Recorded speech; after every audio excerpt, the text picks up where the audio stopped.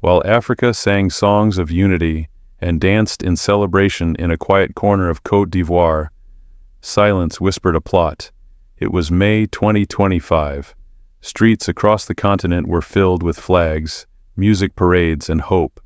From Lagos to Lusaka, youth danced, elders smiled, and Africa celebrated Africa. But behind closed gates, in a beachfront villa in Abidjan, 3 black SUVs sat parked in the shadows. No red carpets, no press, no official records. Just 3 men, powerful beyond titles, entered quietly. The first, William Ruto, president of Kenya, long admired as the West's anchor in East Africa. The second, a man whose uniform told 100 stories, General McAllister of AFRICOM, with eyes trained in war zones and hands that moved pieces far beyond maps. And the third, their host, Alassane Ouattara, president of Côte d'Ivoire, guardian of a strategic coast, a man who believed in stability above all else. They met without cameras, without minutes, but their purpose was clear. A single name had brought them here: Ibrahim Traoré, president of Burkina Faso, revolutionary, disruptor, threat. At just 35, he had done what few dared, expelled the French military called for a Pan-African alliance, reclaimed control over gold and lithium, and most dangerously ignited the hearts of young Africans. He wasn't just a president, he was becoming a symbol. And symbols, the men knew, were dangerous. In the villa, maps were opened, files were exchanged, eyes locked. No one said the word assassination, but they all thought it. Because for the old order to survive, the new must be crushed before it breathes. This is the story they didn't want you to hear. Not on TV, not in newspapers. This is the story behind the screens, a plan written not in ink, but in silence.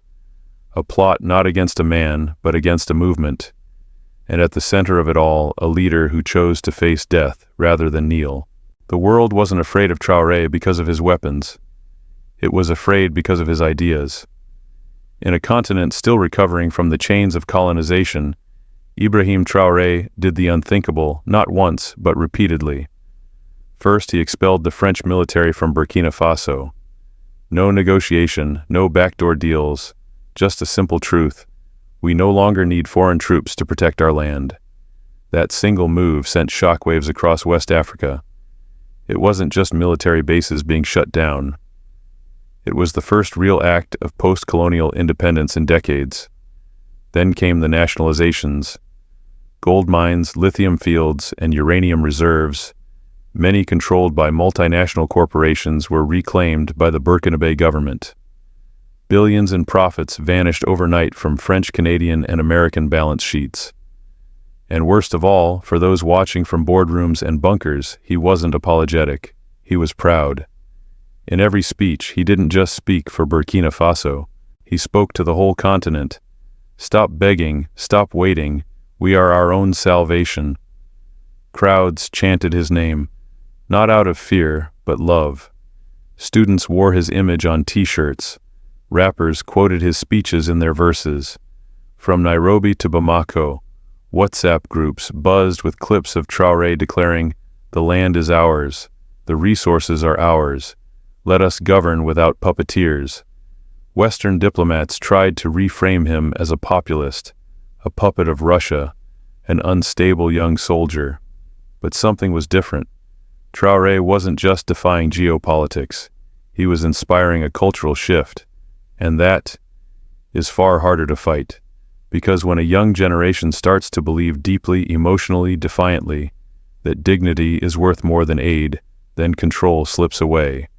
Not from governments, but from minds. And minds are the last frontier. General McAllister understood this.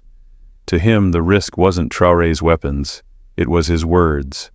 Words that awakened memory. Words that resurrected Thomas Sankara's legacy. Words that no bullet could kill.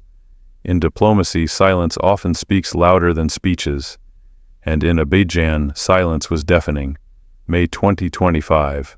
Africa was draped in flags and festivity. But in a secluded beachfront villa, far from the celebrations, a different kind of history was being written. not with parades and pride, but with tension and whispered intentions.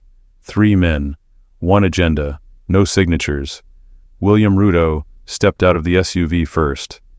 His posture was measured, his eyes scanning the villa like a man used to being watched. But here, there were no cameras, no journalists, only secrets. General McAllister arrived second. His gait was slow, calculated. His presence filled the room before he even spoke. With medals on his chest and scars hidden beneath his sleeves, he carried the calm menace of a man who had seen and orchestrated wars. President Alassane Ouattara, the host, waited inside. His expression was neutral, but his fingers tapped against the armrest. He didn't like meetings without structure. Yet here he was, welcoming instability in hopes of preserving order.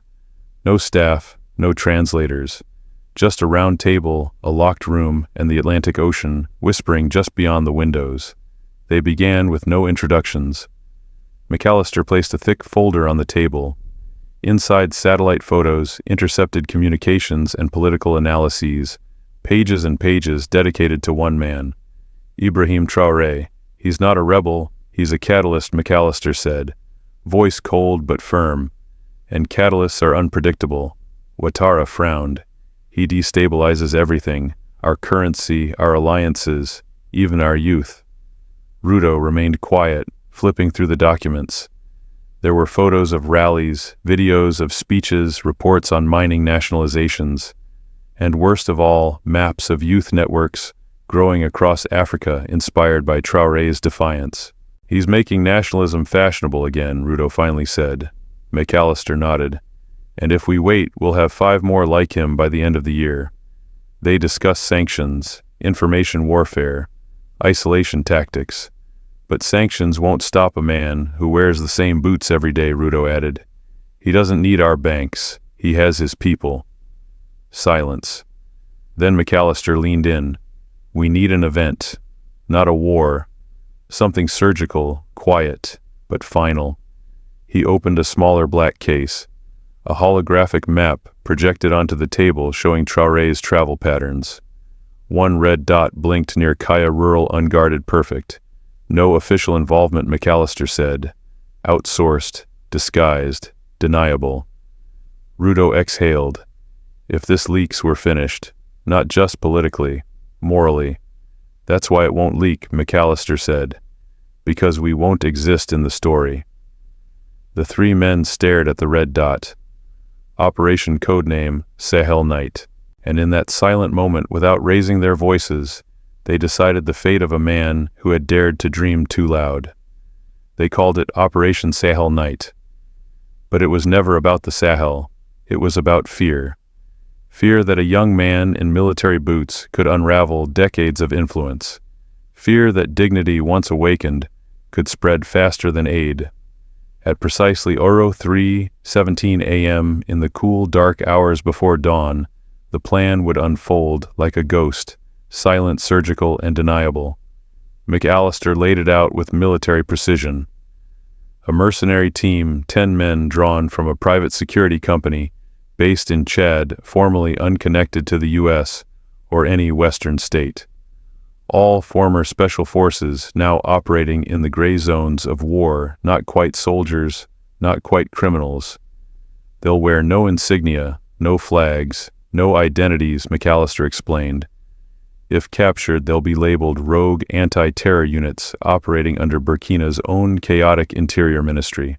He pressed a button on the table. A digital map blinked to life, showing northern Burkina Faso.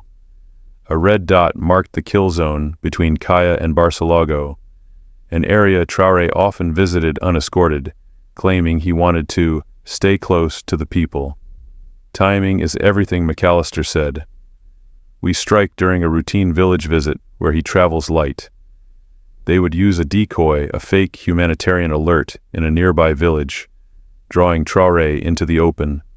Then drones. Not standard military drones, but black market models equipped with tactical EMP charges and high-resolution surveillance. Their job wasn't to kill, it was to blind. First we cut the eyes, McAllister said coldly. Then we strike. Once the communication jammers were active, the hit team would breach from the forest line, using suppressed weapons and thermal vision. In and out, in less than 11 minutes, he stated. No witnesses, no chatter, no remains. But the mission wasn't just on the ground, it was also in the ether. A parallel media campaign was key. 2 hours after the operation, international news agencies would receive high-quality footage, fabricated via AI-enhanced deepfake, depicting an alleged Islamic extremist ambush. In the video, a fake group claims responsibility, citing Traoré's anti-Islam policies, which don't exist. McAllister smirked. The goal: plausible confusion. Social media would be flooded with pre-scheduled posts from ghost accounts on Telegram, Twitter, and Facebook. Hashtags, condemnations, leaks, misinformation. We won't control the truth, we'll drown it. Even local journalists were not left out. Several were already briefed, working through NGOs, funded discreetly by Western development arms. They'd echo the narrative: a tragic accident, unclear perpetrators, unconfirmed links to radical cells. Ruto raised a concern. What about the civilians? Burkina Faso isn't silent. Someone will film. McAllister smiled coldly. We'll be faster. Within 20 minutes of the event, all major Burkina-based SIM networks would be jammed. Any footage posted would be algorithmically buried or flagged as misleading. Meanwhile, sponsored influencers would push a counter-narrative. Ouattara spoke slowly. You've done this before. McAllister's gaze didn't flicker. Libya, Syria, Ukraine. Different languages, same playbook. He leaned forward. This isn't about killing a president. It's about killing a symbol. Because if we let the symbol live, even in memory, then tomorrow's youth will still rise. He paused, and we can't afford that. He didn't sleep that night. Not because of fear, but because of clarity. June 10, 2025, the night air in Ouagadougou was unusually still, the streets often bustling with vendors, and the sounds of passing motorbikes felt muted, like the city was holding its breath. Inside the presidential palace, Ibrahim Traoré stood alone in his office. A single lamp cast warm light on his face, calm but not peaceful. In his hand was a sealed intelligence report from the Burkina counterintelligence unit. Russian satellite scans, intercepted chatter, confirmed presence of unauthorized aircraft crossing the southern perimeter, and one word that stood out in bold, irregular movement: hostile suspicion. He had known this moment would come, not when, but certainly that it would. For weeks, the tone of international diplomacy had shifted. Meetings were delayed, ambassadors withdrawn, friendly phone calls replaced with silences. He felt it in the wind, in the absence of noise. But it wasn't the possible attack that haunted him. It was the question: can the dream survive if the dreamer falls? He opened a drawer and retrieved a black leather notebook, worn aged and sacred. Thomas Sankara's diary, a gift from a retired officer kept with reverence. He flipped to the final page. In Sankara's own handwriting, freedom has no value unless paid in pain. Traoré closed the book slowly, then turned to Colonel Issouf Diallo, head of Regiment 31, the last line of defense and one of his few trusted men. The jammers are real. They're preparing for blackout, Diallo reported. We've deployed scouts around Kaya Barcelogo and Ouagadougou. Radar Station 3 already picked up low-flying objects unmarked. Traoré nodded. Red alert, but no fire unless provoked. Do you believe it's tonight? Diallo asked. I believe they already started. He didn't call for more troops. He didn't demand foreign protection. Instead, he walked the halls of the palace slowly, deliberately. Every step echoed like the ticking of history. In a small, secured room, he recorded a message. If you are hearing this, it means I may have fallen. But I was not defeated, because I was never fighting alone. He paused, breathing deeply. They can kill the body, but they cannot kill what we have planted. Dignity, belief, fire. He uploaded the message to a hidden server with a dead man switch. If all signals from the palace went dark for 3 hours, the message would auto-release to newsrooms across Africa. Then he made one final order: initiate Protocol File 9. By midnight he sat in the balcony overlooking the sleeping city. Lights flickered in the south, early signs of interference. But he didn't look afraid, he looked ready.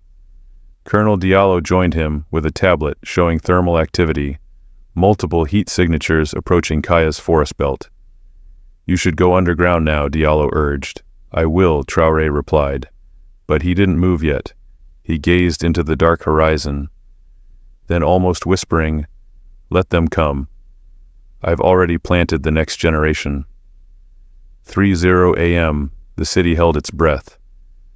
Ouagadougou was silent, not the silence of peace, but the silence before impact. The streets were darker than usual. Public broadcasts had gone dead. Local radio stations stopped playing music. Markets were closed. Military checkpoints had vanished. The people didn't know what was coming, but they felt it. Inside Control Center 2, hidden beneath the presidential complex, Ibrahim Traoré stood before a tactical screen, watching the southern radar feed flicker in and out. A single red mark was now blinking erratically on the map. Colonel Issouf Diallo approached. Unknown aircraft, low altitude, no identification. 17 minutes to impact zone, drones, Traoré asked. 2 heavy class units, not commercial. American tech but stripped of origin. Traoré nodded.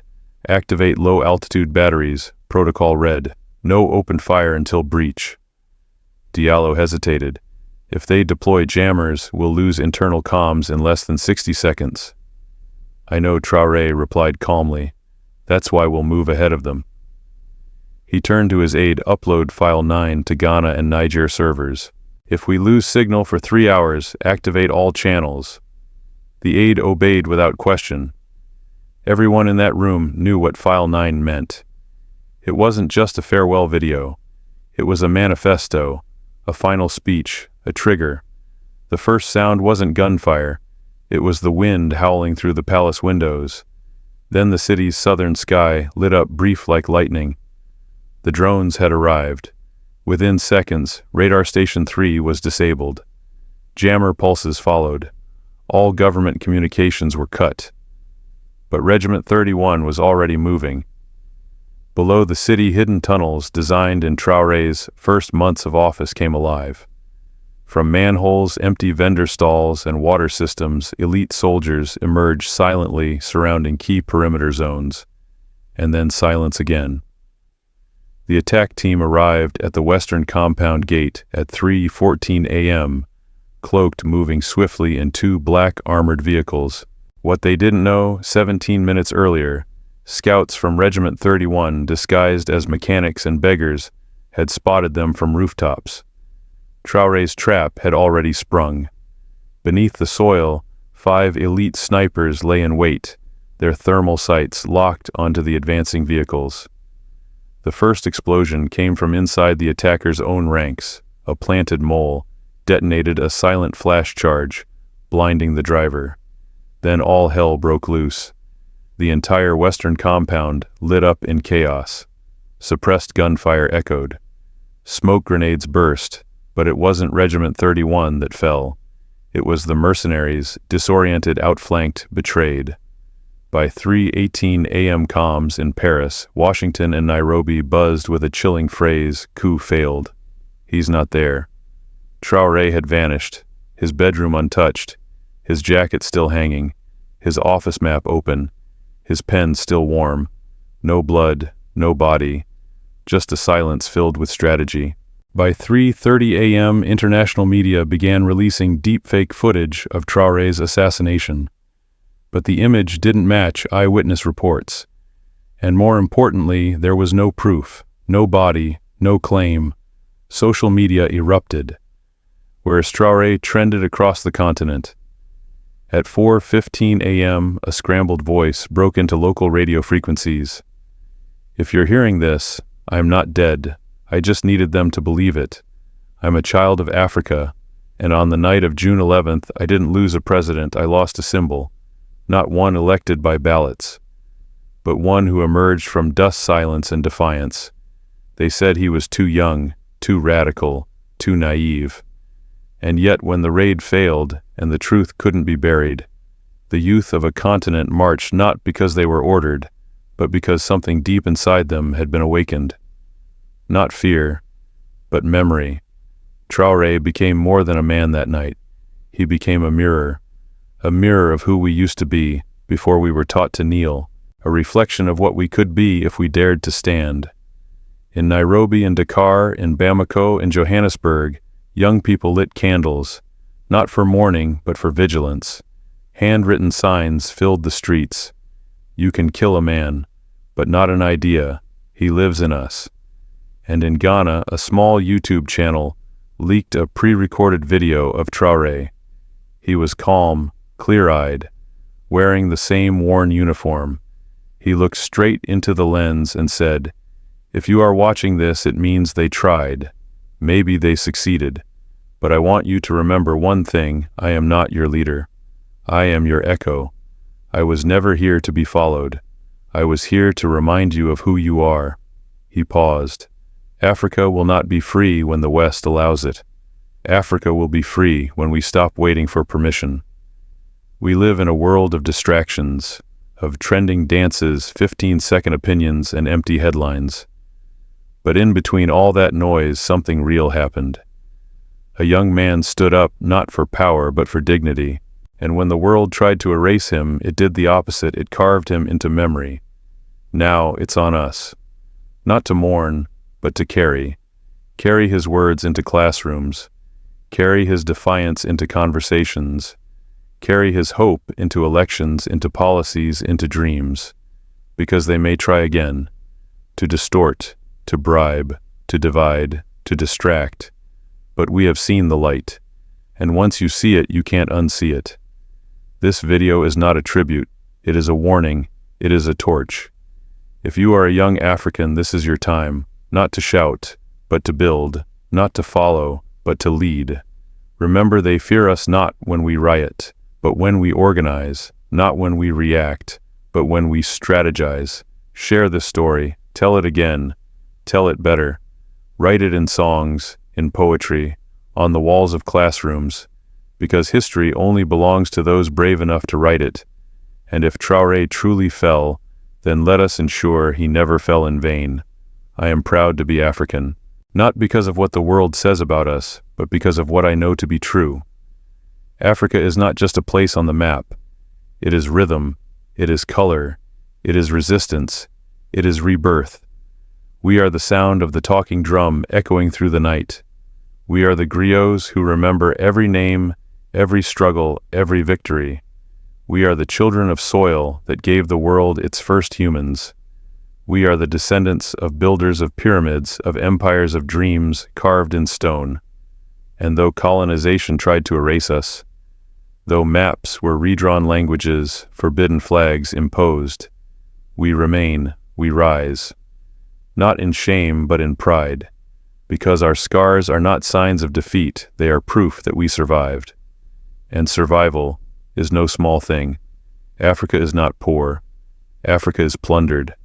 Africa is not backwards. Africa was held back. But Africa is not broken. It is healing, slowly, fiercely, from the inside out. We are learning again to love our languages, to embrace our skin, to eat from our land and write our own stories. And in that process, we rediscover our power, because no empire lasts forever. But a people who remember who they are, they outlive even time. I do not want to become another nation. I want to become fully African, rooted, revolutionary, radiant. And when the world asks who we are, we will not answer with silence. We will answer with stories, with inventions, with unity, with fire. Because Africa is not a question mark. Africa is the exclamation of the future. Africa is not just history, it is breath, it is soul. It is the morning mist over the Rwenzori Mountains. It is the red sands of the Kalahari, the roaring waters of Victoria Falls, the silent gaze of lions at dusk. Africa is rhythm heard in heartbeat, in footsteps, in harvest chants, and wedding ululations. Africa is the only place on earth where the sun doesn't just rise, it returns home. And so do we, even when we cross oceans, even when we speak in borrowed tongues, even when we wear foreign clothes, we carry Africa with us, in our laughter, in our struggle, in our refusal to give up. This continent has been broken, bled, burned, and betrayed, but it keeps singing, it keeps healing. It keeps birthing voices that the world cannot ignore.